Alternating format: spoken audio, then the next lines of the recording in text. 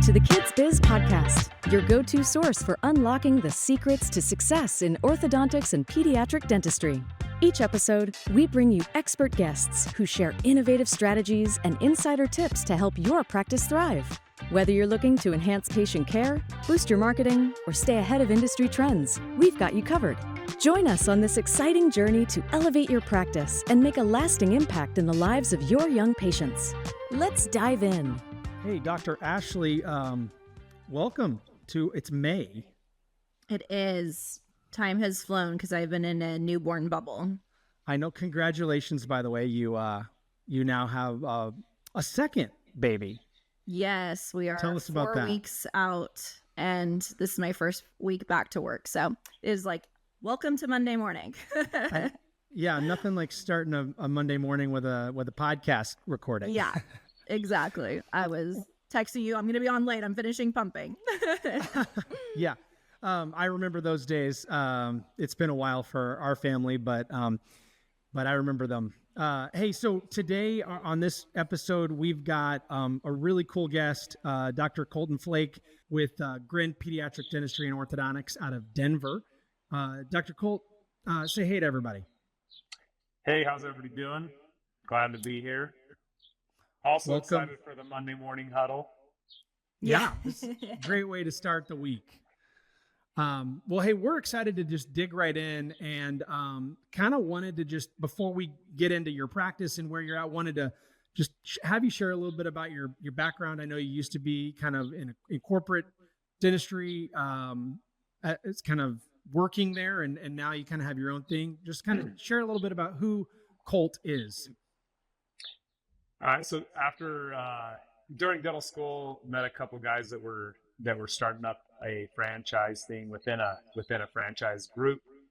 I liked what they were doing. I wanted to stay in the kind of in the southwest area, southwest of the U.S. So after I finished residency, moved back out, joined them, and rolled with that for about 10 years. I was anticipating being able to grow and scale with that. My goal was just kind of more on the business side of things. I enjoy the business side of dentistry and wanted to grow and scale with that. Not necessarily have a ton of practices, but just well established, well run, profitable, productive practices. You know, whether it's 1, 5, 10, whatever it is. But within that framework, I thought that I could make that happen. I kind of maxed out with it and kind of reached a plateau where I could see that I wasn't going to be able to grow at the rate that I wanted to, or to the level that I wanted to. So, had a couple of events where I was trying to figure out how do I exit this and move on to something else, or move on to what I wanted to do, and continue to work my way forward in my career path. And a couple of triggering events made it where I was like, okay, this is it. This is what makes it happen. Pulled the trigger, terminated my franchise agreements. It cost me a lot of money. It was a very expensive education, but I think it was well worth it. So far, it's been worth it. It's been a really difficult transition. Very, very taxing, very time consuming, very expensive. But we're coming out on the other side. Finally, I'm starting to get, have a good feeling, head above water. We're moving forward, we're rolling. So yeah, exited the franchise. It's a good model for certain people, but depending on your personality and what your goals and aspirations are, it may or may not work for you. So yeah, I just, rolled through that. It like I said, worked out well in a lot of ways. I learned a ton from it. I don't regret it. I had a really good experience doing it, and it put me in the path that I'm in now. So, but yeah, we're moving forward with Grin Pediatric Dentistry and Orthodontics. So after that 10 years, I terminated my franchise agreement, separated my practices out, so I had 4 at the time, opened up a 5th, and then about 7-8 months ago, purchased a 6th office. Have a partner in the practices, and Yeah, it's an ortho-pedo combo. We have pediatric dentists and orthodontists in the practices, and one of them, the sixth one, we've been working on building that out for almost 24 months now. It took 22 months to get a permit from the city of Denver. So Denver is not the easiest place to work with, which is unfortunate because it's an awesome city, but it's not doing well right now. So anyways, we're excited about that one. It should be opening in around September. It's a relocation. So the practice is relocating from another place, but because it took so long to get the permit, it's basically a de novo at this point. So okay, your journey sounds so interesting, and I just have so many questions that just automatically pop into my brain, because I think like when we think about our journeys as providers, it's like, okay, what avenue am I going to do? And I think a lot of people don't even know that there are franchises that if you don't want to take that leap and do a startup yourself, that you can kind of go into a franchise. I personally had no idea that was already in ortho. And then now I'm coming to realize that there are franchises, and then clearly there are in pediatric dentistry as well. So how did you even find out about those franchises? Like, where would maybe our listeners learn about, they're graduating or they've been working as an associate for a while and they are too scared to, build a whole brand themselves? Where would you even find out about these franchises? Honestly, I think the best way to do it is networking. You got to put yourself out there. You got to be willing to talk to people. When you go, like the AAPD, for example, we were talking about that a little while ago. It's coming up. Just go around and talk to people. Ask them what they're doing, where their practice is. Many times it won't be them that has the opportunity, but it might be somebody they know. So, I have a friend that has a practice, he's looking for an associate. Franchises are not super common in dentistry. It's a little bit difficult to do a franchise. It's legally it's hard to structure it properly, and then financially banks do not like dental franchises. Interesting. And that was one of the reasons that I exited. It's very hard to get funding for build outs and that kind of stuff with a franchise. So it's a tricky way to go. But if you're somebody that doesn't want to have to run the thing yourself, and you want to have a little bit of autonomy, but still have somebody to kind of fall back on, and that's the way you want to go. That's your career path you want to follow. It's a good model if you want to be kind of a solo office kind of a thing. It is. I think a lot of it is probably just looking, go to the AAPD career site thing, whatever that's called, and the same with the AAO. Go look on those boards. They'll have advertisements out for them, and they may not say that it's a franchise, but right. You'll see it. I mean, it's somewhat similar structure to a DSO. A little bit of a different model. Typically, there's some kind of a buy-in and that kind of a thing, but it's not for everybody. But definitely for people that are like, I don't want to have to run everything by myself, but I want to have a little bit of that autonomy. They want to be their own business owner, but maybe don't want to have the creativity to have a whole brand, or creating systems intimidates them. There's a lot that goes into, just running the day-to-day, but building the foundation for a good operation. Yeah.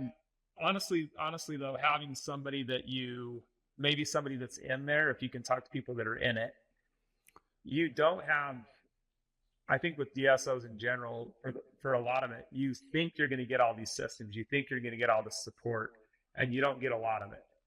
That's how you felt in the franchise. Yeah, you got to be a little bit careful with that stuff. You got to understand you're going into it, and you're probably going to have to create a lot of systems yourself, because you're not going to you'll get some backing. DSOs are the same way. You'll get some backing, you'll get some systemization, but it's probably not going to be exactly what you're looking for. So just be prepared. You got to come in and understand you're going to have to do some legwork to get it where you want it. Yeah, we had a guest a few episodes ago that was talking about their next steps, and maybe they were thinking about franchising their brand. They're really big on social media too, and have built a big name for themselves. what did that franchise like look like? Like, what was the buy-in? Like, what did that structure look like? Because I know that our listeners are always asking me, like, as an associate, like, what does that structure look like? People are very interested in like what that looks like. Yeah, I mean, you'll typically, the buy-in is obviously it's different. It depends on what you're buying into. If you're buying into existing practice, if you're opening a new location, something like that, typically you'll pay royalties. So really, you want to make sure they have a really good brand and a really good name recognition. Moving into a new market with that brand, you better get a pretty good deal, because you're paying them for something that doesn't exist yet. So Right. just got to look at that. You know, if you're moving into a market where the name is well recognized, you see it all over the place. It's had some history behind it. It's got a good reputation, that kind of stuff. You're going to pay more for that, but you're also going to have to work less. Right. So yeah, I mean, it depends on what exactly you're buying into. But typically you're gonna pay from multiple levels. You'll pay for that brand, including from like a build out perspective. If you're building out an office, you're gonna have some kind of markup on the build out. Yeah, it's already do they have the design, the layout, or Yeah, they'll have the design, or they'll have, like, we've got special pricing with vendors and that kind of stuff. So you'll pay a premium for some of that stuff. When I say a premium, they might get like a 25% discount on your own. You might be able to get a 10% discount or something like that. So maybe you get a 20% discount and they keep 5, something like that. But you mentioned that then financing was more difficult when you're part of a franchise, or at least that was your experience. So you're still having to pay for a lot of stuff. You still need to get financing. So what specifically about the financing journey was more difficult than if you're just doing it on your own? Well, the situation I was in, just depending on the structure of the franchise. So again, dental franchises are not super common. They're becoming a little bit more common, but I mean, I don't know at this point. I don't know how much more common they are. Okay. But you go to a bank, and a bank says, "Okay, we need to see the finance. We need to see the finances, the financials. We need to see this and that." And they ask you for all these documents. Some of the documents you can get, some you can't get. What's the legal structure? They may look at the legal structure and say, "This doesn't make sense. What is this? What is that?" So I think before you do it, you'd be wise to try to look at that financing and see if you can get not just financing for that one practice, because you might be able to do that. But if you're planning on expanding and maybe opening 2 or 3 or whatever, you need to check that and see if you can get financing for multiple practices. And then obviously the bigger you get, the more scrutinized you get. So then you start getting you're running into issues of you're maxed out. You can't get any more financing. So then you try going to a mid-level financer, and you absolutely can't get anything. So that's kind of what I ran into, is like, people were like, "Nah, dude, you can't get anything. You're done." So when you say that you were like maxed out, you kind of ran into these like limitations. Was it really the financing that you felt like held you back? Financing was a big part of it. Yeah. Because I could have opened 25 practices with this franchise thing. But the finances, you just couldn't get it. You couldn't get banks to lend on it. That makes sense. So you had this franchise experience. You pulled the practices that you had out, rebranded, created Grin Pediatric Dentistry and Orthodontics, and now you're building kind of a standalone DSO with some new partners. I would love to hear a little bit about that, but also as you look into the future of the orthodontic industry and the pediatric dentistry, and where they overlap, kind of what are some of your thoughts on what this is going to all look like, 5-10 years down the road? So the DSO, we basically partnered with other pediatric dentists and orthodontists primarily around Colorado, but essentially formed a DSO that is owned by the doctors, run by the doctors. We structure how it operates, from the PMS to the vendors to we're looking at every system that we can to make sure that it's beneficial long term for the doctors and the team. We are not at the point of having a capital partner yet, but we're building toward that at some point. We have goals and things like that set out that I could talk to you about later, but I don't have privilege to talk to you about it right now. So yeah, basically just structuring it so that we have it's scalable. People that want to join, when they look at us, they can say, wow, that's a great group. I want to be a part of that on multiple levels. I try to look at it from a personal level, from a dental level, a clinical level, and from a professional level, to make sure that there's resources and opportunities for people at all three of those levels. So somebody that's looking at us to join us as a partner can look at it and say, yeah, I'm going to benefit from it. Again, going back to the systems, I can tell you right now, most people tell you, yeah, you come in, we'll help you manage it. We'll do this, we'll do that. And then you join them and you're like, okay, help me with the management. And they're like, well, here's this thing, put it in place, put it in your daily protocol. And you're like, I don't even know what you're talking about. I don't know how to do it. Most dentists aren't that great of business people. So having something where it's more structured, where we can a little bit more hand holding and then a little bit more coaching, where it's not just here's the system, put it in place, but it's coaching people to understand what the system is and why they would use it, so that they understand why they're using it and they can put it in place and teach on it, rather than just like a monkey, you're just running the system. You got to understand why you're doing it. So just trying to build something where people look at it and say, I could be in this thing for 15 years and finish out my career and I'm good to go. So from that aspect, we're trying to build that. On the flip side, I think there's always going to be a place for solo practitioners, for smaller groups. I do think that everybody is going to have to be in some kind of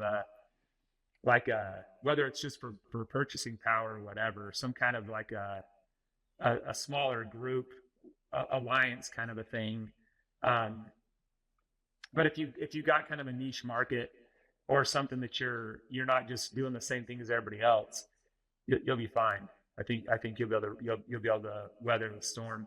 I don't think everything is going to consolidate the DSOs, and we're kind of seeing shifts with DSOs and how they're structured and how they're functioning, where it's more doctor driven or more geared toward what the doctor and the team want than just what the financial partner wants.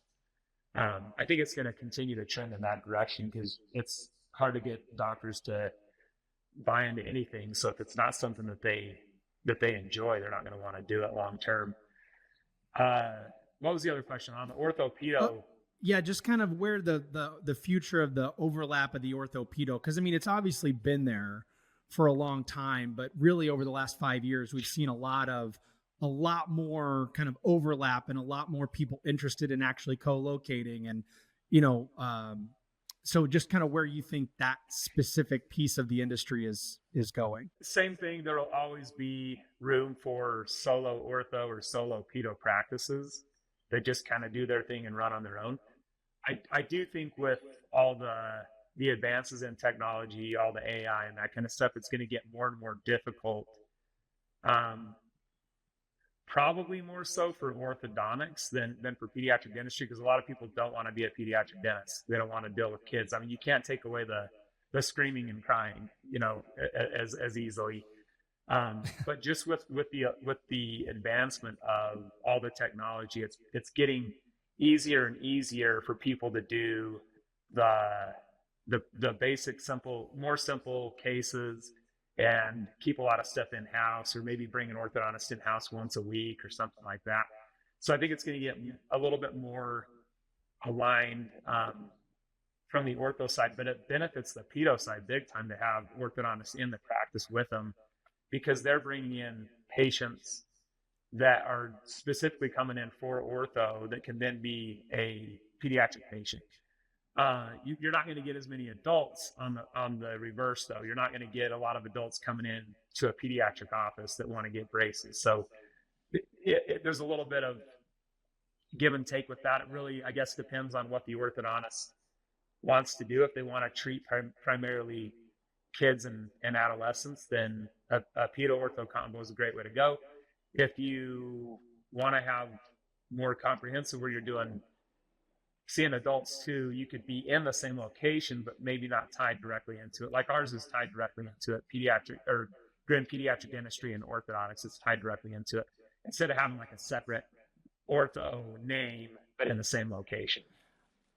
I would be interested in your thoughts, since you brought up this idea of, there's not going to be as many adults coming in if it's a pediatric dental practice doing ortho, but strategically, as you look at the market size, the market potential, what are your thoughts there strategically on one or the other in terms of, trying to focus on keeping more ortho patients in your pediatric dental practice that might be kids versus maybe trying to attract more adults? Again, I think it depends on how you want to structure it. Because if you're in a pediatric practice, you have a huge pool of patients or potential patients that are already in the practice, and it's a lot easier to build up a pediatric practice than an orthodontic practice, a lot faster.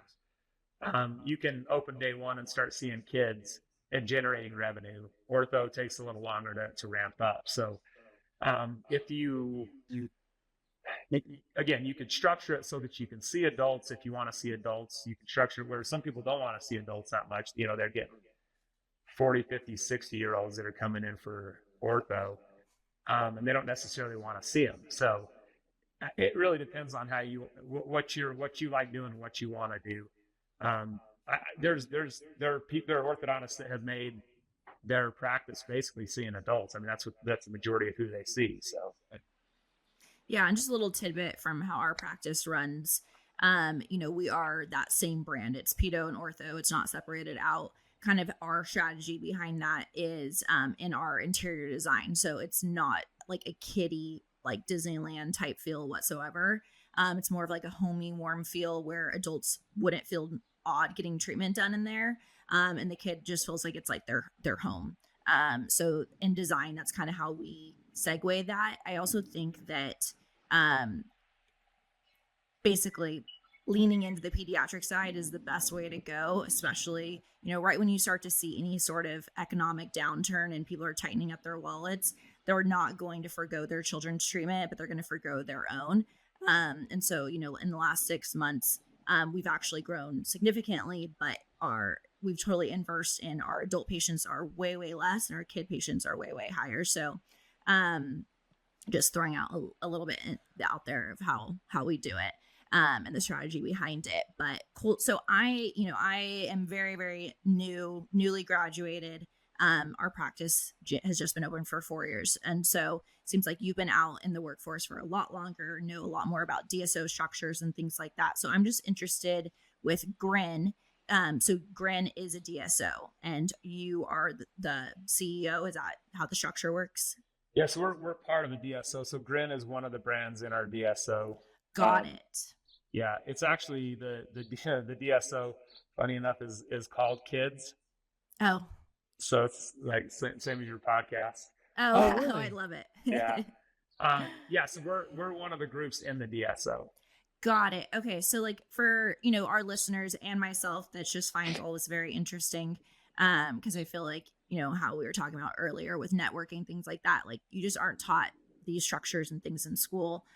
So unless you talk to people, you just have no idea besides outside of your little bubble. So can you talk to me kind of about like how you were introduced to this DSO and then what it kind of looks like from like an ownership standpoint and kind of like what are the benefits and pitfalls?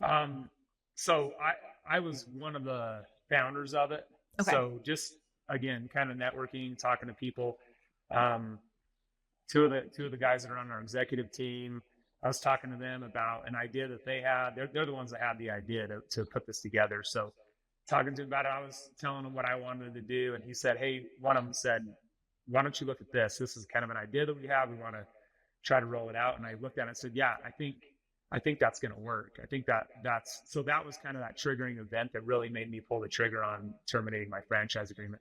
I couldn't have done the DSO with the franchise. That was the other major piece to it. So we formed the DSO with the intention of the people that join it, the practices that join it, are partners in it. They have a seat at the table. They make decisions just like everybody else. It's again run from the dentist perspective. So if the group says we don't want to do whatever, we don't want to work on Saturday. I work on Saturday, but our group does, Grin does, but some of them don't. Some of the groups in our DSO don't work on Saturdays. So there's nothing that says you have to work on Saturday or you have to be open evenings and that kind of thing. Trying to make it where it's more, it's friendly to the dentist, but we also financially look at it and say, this is like, here's the pros and cons of doing, working on Saturday or not working on Saturday, whatever it is. Here's the pros and cons of it, so that everybody has the information they need to be able to make decisions. There's some stuff that has to be done. All of us have to be on the same practice management software. Some things it doesn't. You have to you have to understand. You've got to conform to some right for there to aspects have of it. For it to make sense too, for the buying power, for vendors, things like that. Yep. And if you're looking for a capital partner, they're going to want certain things. You're going to take a huge hit if everybody's just doing their own thing. So we've all got to be on the same financials. We all have to be on the same practice management software, same vendors, that kind of stuff. So all different brands though. Yeah. So there's different pediatric, ortho, and anesthesia brands within the group. Got it. And what are the advantages to someone joining your guys's? What's your guys's pitch to, or do you guys pitch to someone or you wait for people to come to you? How does that work? Yeah. So we're early stages of forming it. We haven't really, we've talked to people about it. We're not really pitching it at this point. Okay. Still homogenizing things. Our practice management software rollout is going to happen on the pedo side.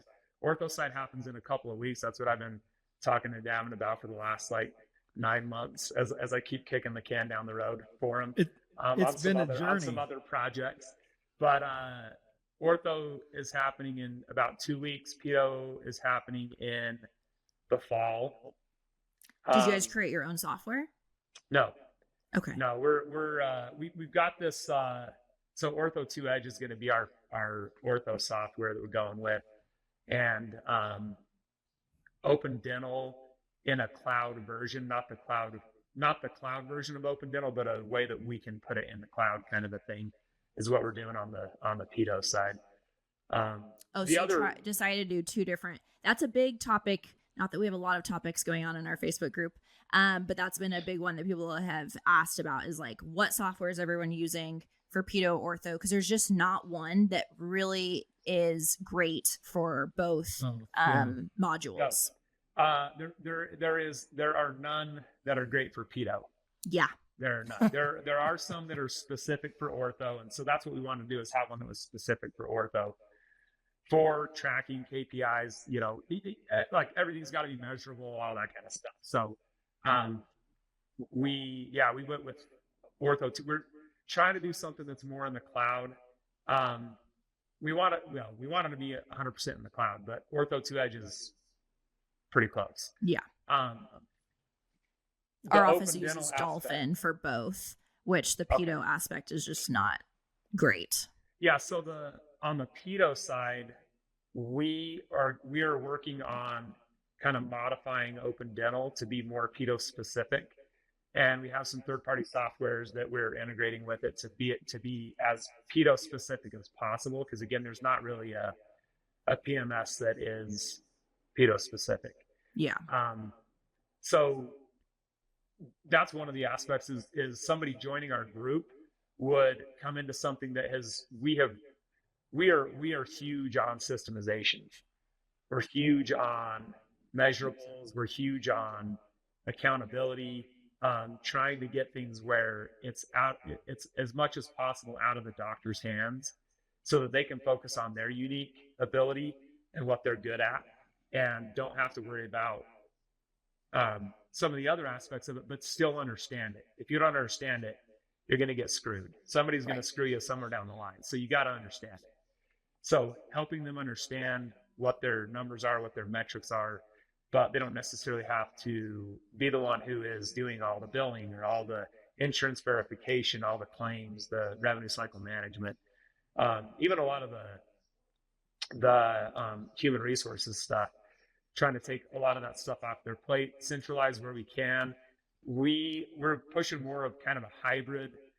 So you still have a lot of the business side of things in your practice, but there's kind of a centralized aspect to it so that you can get economies of scale, but also expertise. So basically different ways, again, trying to make it where their personal life benefits from different things that we're doing outside of dentistry. Their clinical life benefits from things that we're doing within dentistry, different CE opportunities that we have, and again, networking, just different groups that we have access to, that they can take advantage of CE with different groups and learning from them. And then from a professional standpoint, again, inside and outside of dentistry, ways that you can benefit and grow. So it doesn't necessarily have to be in dentistry. There's other avenues that we're pursuing to, for the financial benefit of the partners. Nice. I love that idea of incorporating opportunities for growth that are outside of dentistry, because I think, we're all people working in businesses, and we all have to grow and thrive in order to make the business grow and thrive. So I love that idea. Well, and you've got a unique set of people. You got a mastermind group within the group. We're really big on being open with everything and sharing everything. The whole rising tides raises all boats. If people have a good idea, bring it to the table. Let's talk about it. If you have something you're struggling with, bring it to the table. This is not just in dentistry. I think it's in life in general. You're taught your entire life to depend on yourself. You're taught from day one in school that what you do is all that matters. Like, you don't work as a team. You are taught to compete against everybody else in your class. And it just gets worse the older you get. You get into dental school, and then it's really cutthroat, and people don't want to talk to each other. They don't want to share anything with each other. They want to do better on the test, because Ashley's trying to get into ortho and I'm trying to get into ortho, and so everybody's competing against each other, trying to keep things to themselves. And then you're told, okay, now go out and lead a team. Yeah. And go out and be a part of a team. So then you go to the AAPD or something like that, and it's the exact same thing. Everybody is very superficial. Nobody tells you anything. Like, you have to take everything that people say with a grain of salt. How well are they really doing? Are they really doing that amazing? And I just suck, and my practice is the worst practice out there because that guy's practice apparently is amazing. It's really hard to get people to open up. They rented the Agreed. Bentley to bring to the class reunion. Yeah, I mean, it's a really, and again, I don't think it's unique to dentistry, but it's definitely prevalent in dentistry that you're in your own little world, your own little bubble. So get out there. I join totally groups, feel that. Get coaches, get consultants, read, Yeah. network, talk to people, be open with people about things. I also believe that you should share everything that you know. It's the whole abundance mindset.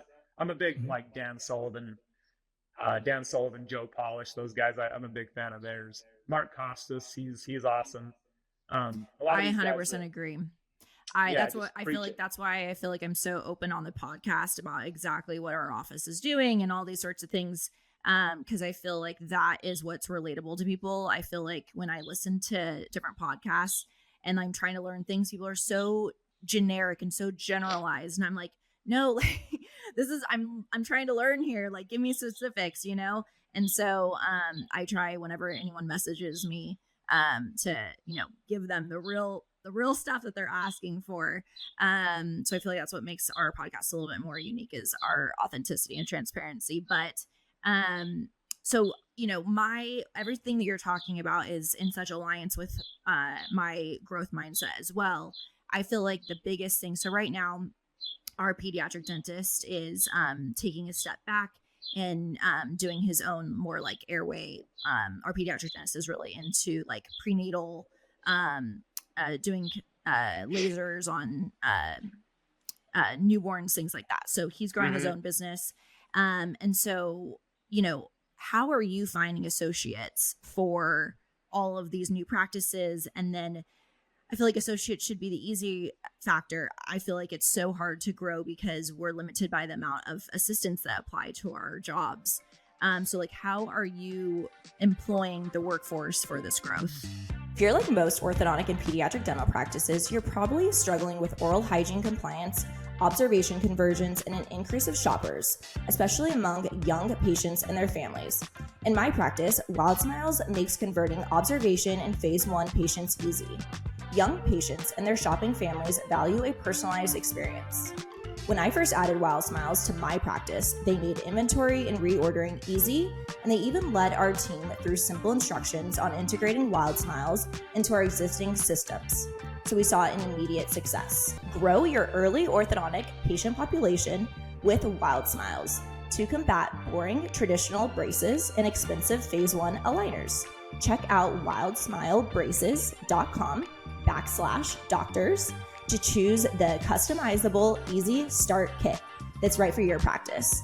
Mention code KidsBiz to save 10% off your first order. Yeah, staffing is always a challenge, especially post-COVID. It's been a disaster. Again, it's a lot of it is reputation, and trying to have the best reputation you can.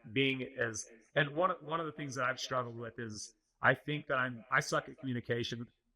And I think that I have communicated well and got the point across, and I haven't.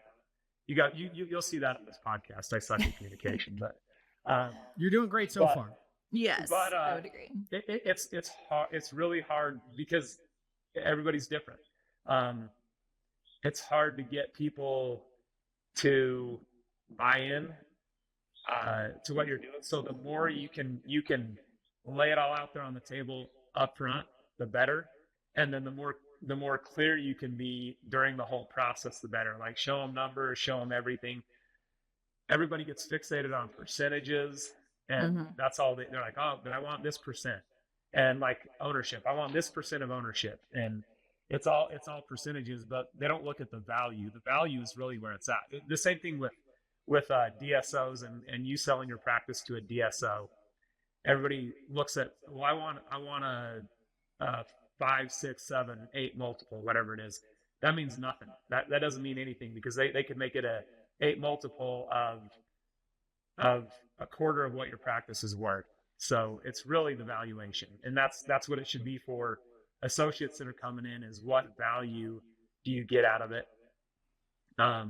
rather than like, I want this percent, and then if there's a partnership opportunity, I want this percent. You need to look at it from the value perspective and the dollar amount. Now, every associate that you guys are hiring, are they just associates? Like, how are you enticing them? Are you giving them a piece of the pie right away? So there will be different levels of partnership opportunity that people can participate in. So no, if they want to be an associate, they can be an associate, totally fine. If they want to have equity and ownership, they can do that too. It's all based on growth. I mean, we want them to not just stick around, and we don't want to just offer it. I've had associates in the past that the relationship would not work out. So I told them, hey, you're awesome. I love you. I still have good relationships with them, but they're not a partner.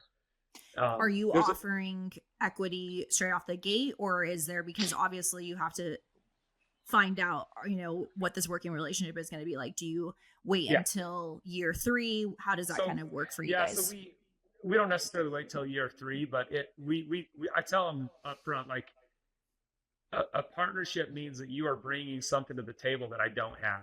Yeah. And something that I want. And you should be the same way. You're coming to the table because I have something that you want. I expect going back to Dan Sullivan, I expect a 10 times return on my investment. So if I'm investing in you, I expect you to give me a 10 times return, and you should expect to get a 10 times return from me. So if that's not going to happen, it's probably not a good partnership. If you're not bringing something to the table, if you're just coming in and saying, I want to be a partner, and it's just because you want to have equity, but you want to keep doing the same thing you're doing as an associate, that doesn't do anything. You gotta show me that you're willing to go above and beyond that. You gotta take on some responsibilities, and depending on the partnership structure, obviously that's different. You're not expected to do everything that I'm doing, but be a minority partner type of a situation. But I think there should be, or there likely is opportunity for anybody to partner in some way. It really again depends on what you're willing to bring to the table to make that happen. And are you giving your guys' associates a percentage of their production collections, or is it a per diem rate? Collections on the pedo side, per diem on the ortho side, with start bonuses and debond bonuses. It tends to work better on the pedo side for us.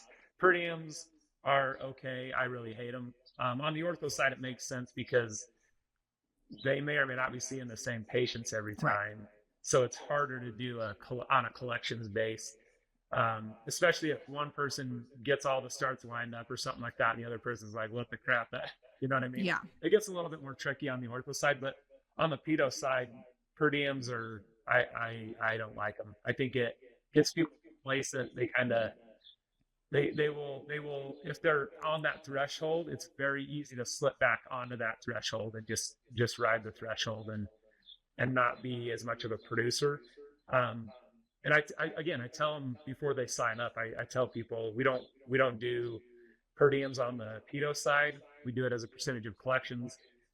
You gotta build your brand within our group. So it's not saying like you guys mentioned something before. I'm going to jump back to it real quick. Mm-hmm. I'll go down these rabbit holes all day long. That's great. If your practice is built on your name, you're mentioning somebody that was going to franchise it and they're really good at marketing. If it is built on their name, it is going to struggle, and you cannot expand that beyond your name. If you're trying to sell it, it gets devalued big time because it's completely tied to your name. So having your name on it is fine, but if you're trying to grow and scale, it's really hard to do because then everybody expects to see you, right? Or expects to in some way be affiliated with you. And if it's built, that's why like our practice is Grin. Everything is, this is how we do it at Grin. It's not, this is how Dr. Colt does it. This is how we do it at Grin. So an associate joining in doesn't join in because of me. They join in because of Grin. So the culture is Grin's, the values are Grin's. We do cultural assessments. We're not amazing at it, but we part of our performance reviews with the team is that they're supposed to be reviewing or evaluating everybody based on how they perform with our values, and are they falling in line with those values, or they fall short? And if they fall short, try to discuss with them how to improve so that they get back within those values. But all that helps to attract associates. Going back to the original question, all that helps to attract associates. Networking really is the big one. You can advertise and put the same ad out there as everybody else that you're looking for an associate or whatever. Networking and just always having your name out there is, there's opportunities coming up. You don't necessarily, always have people waiting for a job, but it's going to be more likely if you have 4 or 5 people that you've been talking to over the course of the last 6 months to a year. When something comes up, you can say, hey, we have an opportunity available now. Yeah. And it's not just getting your name out there with dentists. I have relationships with bankers, with brokers. Sure. I get probably every other week, I get a banker or broker that sends me an office and says, hey, this office is available over in wherever. If you guys want to buy it or move into it or buy the equipment I bought, I've got deals where I've purchased office equipment for like $10,000. Oh my gosh. Probably like $80,000 to $100,000 worth of equipment. And these are bankers that are bringing these to you. Bankers, brokers, vendors, just try to leave the door open with everybody. Yeah. Try to have I have felt that relationships with vendors have everybody. been a great access to information. Yeah, because they know. I mean, they're going into all these offices and talking to people. They know who's even like your dental anesthesiologist. If people work with dental anesthesiologists on the pedo side, they talk to everybody. They're like barbers. They That's get all true. the gossip. That's So, true. Um, Okay, you said something earlier because it is an opposing thought that I've had. So this is why I love to do these things, because I like to think tank something. Okay, so originally when I hired our pediatric dentist, we did per diem. It was like either per diem or a percentage, whichever was greater. And then obviously he grew the practice to where he was always making the percentage. So I don't know if this is just because we're at a startup phase, but the percentage that we agreed upon, which I'm going to be transparent because that's what I always say, was 35%. And it just like, we're not making any profit off of pedo because it's like with our rent and all of our overhead, we're not at we're not at scale yet. And so it's I'm doing all of the behind the scenes work and then I'm making zero profit off of pedo. So what do you feel like is a percentage sweet spot where there's still profit left over and you're still driving the associate to want to produce more? it's all dependent on your market. If there's high demand, so if you're in a rural area, you're probably gonna have to pay them more than 35%. 35% is kind of standard. Okay. If you're doing a startup, a per diem makes sense because they can't come in and make nothing for Right. 6 months. Like they've got to have income. So that you're probably gonna have to do a per diem in that instance. If you are, I mean, in your situation, you got to look at it and say, before you start that thing up, it's going to be a while for you to ramp it up, but you got to get your overhead down as fast as you can. Yeah. And California is not, we have an office out in California in our group, in Southern California. It's a tough market. It's probably hard to find pediatric dentist associates. So you probably have to offer a little bit more. You just got to go into it knowing like, how long is it going to take you? You need to have these models built out to see where, when do you think your break even is going to be as much as you possibly can. Obviously that's not 100% accurate, but get it as close as you can, but you're probably going to have to eat it for a while. And if you've got a thriving ortho practice, maybe that sustains it while you build it up, but you got to get your pedo overhead. You should be able to get down to before doctor pay in the 40s. Yeah. And see, that's a hard thing. We don't separate out our overhead pedo and ortho. It's just the umbrella of our overhead. And so it's kind of hard. And obviously ortho, we have such huge lab fees. So that's going to bring our overhead. So it kind of blurs what is true pedo overhead.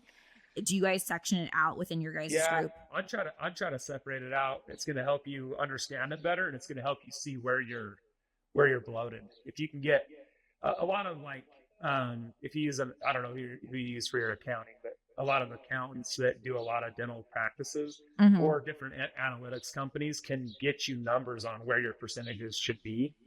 Okay. And you can look at it and see we're high here, we're high. Our dental supplies are high. Our labor costs are high, whatever it is. And then at some point you squeeze it down as much as you possibly can. The only way to increase it is revenue. You got to get your expenses dialed in as much as you possibly can and then build revenue. So that was another question that I had for you is, exactly what you said. Our orthos basically, we do make profit, but it's all the ortho profit. And so, our ortho probably is 70% of our collections and pedo is about 30%. Do you find that also in your practice? Just because it's like, I've kind of done the numbers and it's like, okay, well, we can make around 12K a day at max on pedo. Whereas in an ortho day, I mean, I can generate 25 to 30 easy. And so I guess it's just there's a discrepancy between kind of where you're maxed out in terms of production. Do you guys also find that in your offices? Yeah, I mean, you'll be maxed out at some point, but the dollar amount isn't necessarily. I think it's more just patient load. Like what can you handle on the patient load? Because that'll be where you're maxed out, and then it may get to the point where you say, okay, we're maxed out on patient load, but we're not profitable enough.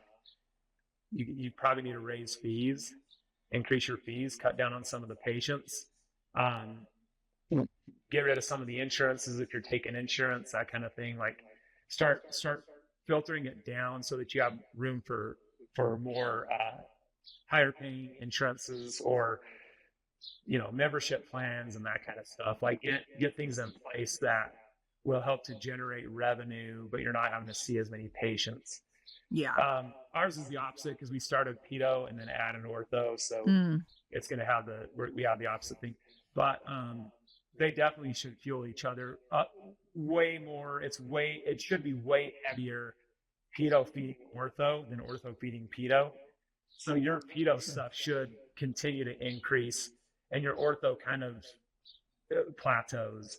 But you should be able to fill a huge patient pool with from pedo to ortho that are either in ortho or being monitored for when they're ready for ortho, and that should just be growing every day.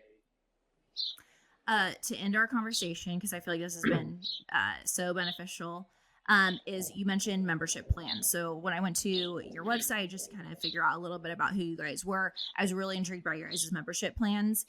We have a similar one, but you guys definitely tiered it. Well, one, you just talked about fees.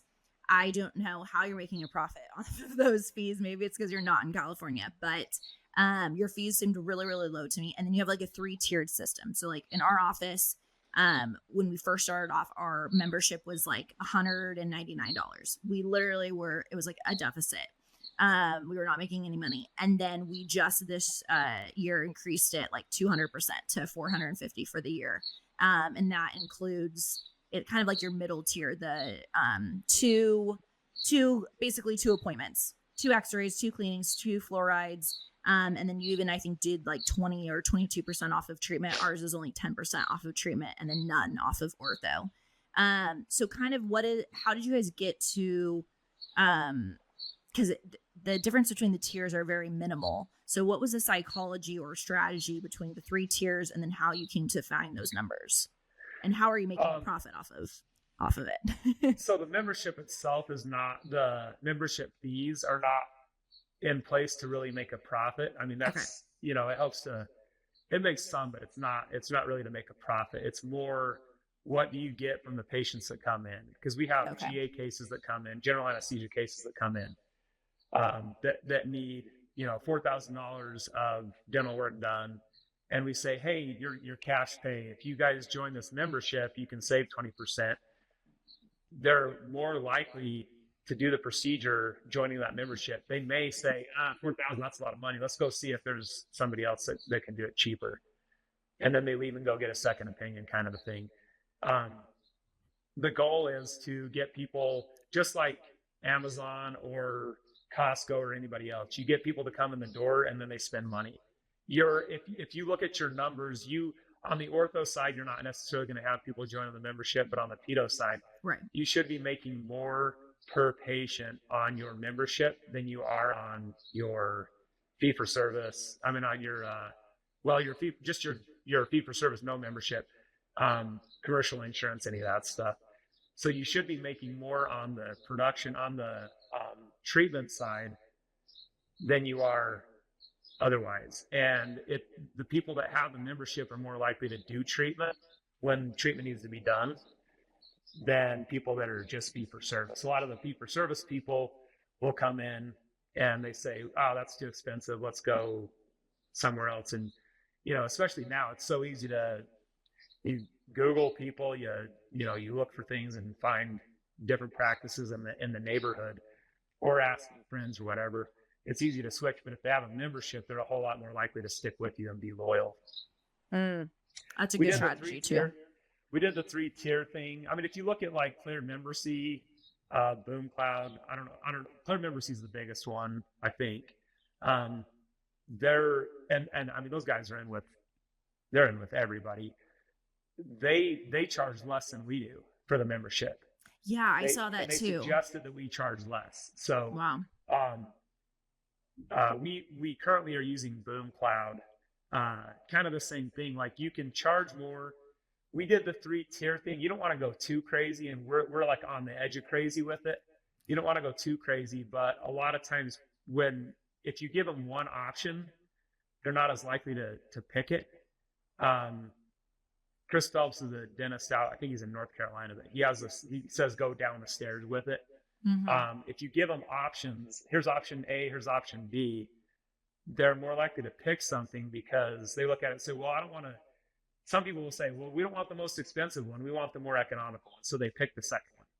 Or they say, nothing but the best for my baby. So they pick the more expensive one. If you just have one option, it makes it a little bit more like they don't have a choice. They kind of have to pick that one option. You just give them more option. Do you want option A or B? Yeah. Instead of saying, and here's the option, do you want to sign up? You can say, here's option A, here's option B. Which one do you want? Yeah. Right. That's great. No, I like that. And just the membership idea of like that loyalty as well. That makes sense. So yeah, memberships are big. I have a follow-up question on something you said about value, but I don't want to take us off track if there's more to talk about in this section. No, go ahead. Okay.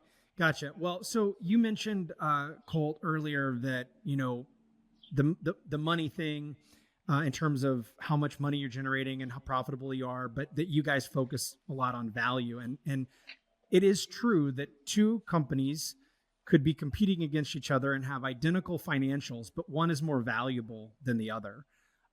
What are some of the things that you guys view that make you, or that you look to make your business more valuable, beyond just revenue numbers? Again, we're trying, so that this is not perfect by any means, but trying to build it. But the systemization, the ease of use, actually you said you have your pediatric dentist that is trying to go into other avenues and do other things. Who steps into their place, or who manages things for them when they're gone? Having systems in place where it runs itself, everybody has a role, the dentist included, the owner included. There's certain things that they have to pull the trigger on, but for the most part, the practice can run itself without them. The dentist is not the final decision on everything. The team is the final decision on everything. Trying to drive it where everybody has a voice, everybody has an opinion. I tell everybody that comes in, I don't care if you're straight out of residency, you can teach me stuff that I don't know. So I want to know everything that you know, and I'll teach you everything that I know. Trying to help them understand whatever they want. If they want to know something about how to run the practice or what this number means, or my associates will text me all the time with questions like, hey, how do you find your percentage of this or that? Or like we talk about general anesthesia case acceptance. How do you find that percentage? And I explain to them what it is and how to find it. They have access to all the reports. They can go in and look at any report they want to look at. I review KPIs with everybody from our managers and associates and leads. A lot of that stuff, one of the things that I really I have struggled with and still continue to struggle with is letting go of things and letting other people do it so that it gets done. I might be able to, I think I can do it at a higher level, but I tell everybody that the dentist is the bottleneck. And this is a good lesson from the ortho side of things. If the orthodontist had to sit down with 60 to 100 patients and sit down with every one of them and do all the work, they would couldn't do it. Pediatric dentists and dentists in general have to spend more time with the patient, but you got to make it more like, I use the analogy, make it more like Mickey Mouse or Minnie Mouse. When you go to Disneyland, you see Mickey Mouse for 5 minutes, but your kid is like the happiest person in the world because they got to see Mickey Mouse. 95% of the time, they're with the other cast members. They don't even see Mickey Mouse.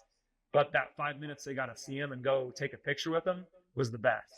Yeah. So the dentist is kind of like that. They need to have minimal time with the patient where it's high impact.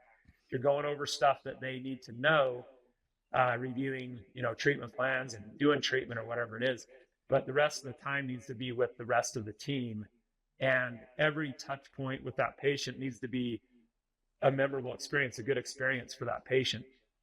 Love it. And so, yeah, setting that up, just different ways to help the doctor to learn, to grow, not just we're going to give you a bunch of money, but your life is going to suck. Trying to make it where they enjoy coming to work, they enjoy the people they work with, they enjoy hanging out with the doctors. We use Google Workspace for everything. So we have Google chats going on between everybody. And just try to, again, we're not anywhere close to perfect. We have a lot of really good ideas that we're trying to implement, but it gets better and better. Nice. We're cutting close on time, and I know Ashley said kind of last question, but we danced around KPIs. So just to end this, what are the most critical KPIs that you guys look at for both the ortho and the pedo, and then the ortho pedo overlap? What are the top KPIs you guys are looking at daily, weekly? Your standard ones. So revenue, collections, production, new patient, basically called new patient index, which has new patients and attrition rate in it. We look at our overhead, supply costs, payroll percentages.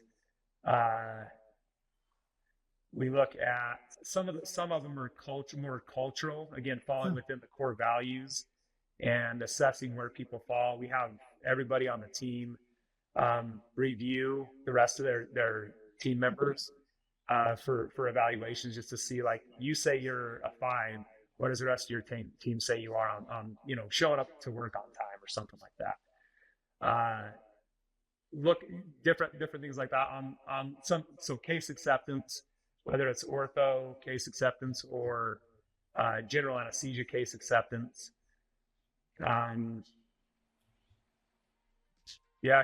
Treatment acceptance in general. Cool. Awesome.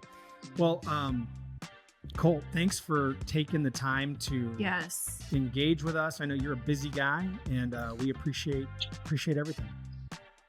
Anytime. Yeah, sorry, I'm sitting outside and it's kind of windy and the wind's blowing. I don't know if you can tell my phone is moving, but my phone is shaking constantly. No worries. And, you did great. It's a little colder than I expected. But I can hear the birds chirping. There's birds chirping. It's just windy. There you go. Well, all right. Well, thank you so much, Colt. Are you looking to grow practice revenue, improve patient retention, and enhance overall practice success in 2025? Join our faculty of leading practitioners, all experts in the crossover of orthodontics and pediatric dentistry, at one of 3 hands-on courses designed to equip orthodontist and pediatric dentist with essential knowledge and tools to establish and implement a successful Phase 1 bracket program to keep more patients in-house and grow your practice.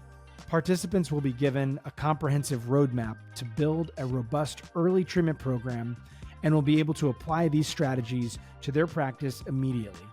Whether you're looking to implement an early orthodontic treatment program for the first time or enhance your current offerings, this course provides the tools and knowledge to help you grow your practice and provide top quality care for younger patients. For more information on locations and dates, and to sign up, visit specialtyappliances.com/course/registration. Registration is open, and these in-office courses have limited space that will fill fast. So more information can be found again at specialtyappliances.com/course/registration.